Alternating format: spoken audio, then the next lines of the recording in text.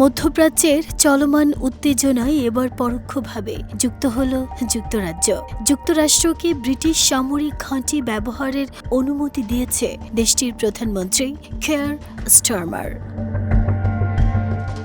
2 March এক video বার্তায় British প্রধানমন্ত্রী বলেন, ইরানের ক্ষেপণাস্ত্র হুমকি মোকাবেলায় নির্দিষ্ট ও সীমিত প্রতিরক্ষার স্বার্থে যুক্তরাষ্ট্রকে ঘাঁটি ব্যবহারের অনুমতি দেওয়া হয়েছে। এর মাধ্যমে ইউনাইটেড কিংডম সরাসরি যুদ্ধ না করলেও কৌশলগতভাবে পাশে দাঁড়িয়েছে যুক্তরাষ্ট্রের। মধ্যপ্রাচ্যে আমাদের বন্ধু রাষ্ট্রগুলো তাঁদের রক্ষায় আমাদের জোরালো ভূমিকা রাখতে অনুরোধ করেছে। ব্রিটিশ যুদ্ধবিমানগুলো বর্তমানে যুক্তরাষ্ট্রের সাথে যৌথ প্রতিরক্ষা অভিযানে অংশ নিচ্ছে এবং ইরানের ছোড়া বেশ কিছু হামলা সফলভাবে প্রতিহত করছে।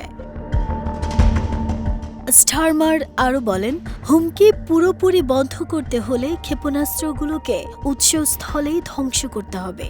অর্থাৎ যে গুদাম বা লঞ্চার থেকে এসব ছোড়া হচ্ছে সেগুলোকে আগে ধ্বংস করতে হবে, যাতে তারা নিরীহ মানুষকে লক্ষ্য করে মিসাইল ছুড়তে না পারে এবং এই সংঘাতের বাইরে থাকা দেশগুলো যেন কোনোভাবেই আক্রান্ত না হয়।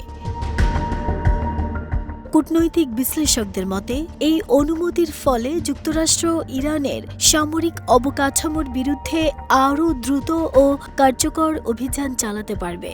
যদিও ব্রিটেন স্পষ্ট করে বলেছে তারা সরাসরি যুদ্ধে অংশ নিচ্ছেন না, কিন্তু পরোক্ষভাবে সব ধরনের সহযোগিতা করবে।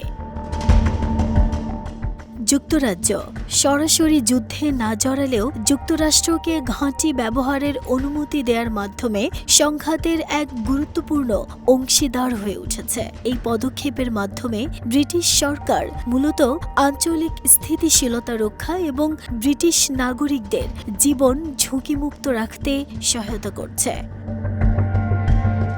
নাহিদা স্মৃতি, দেশ রূপান্তর।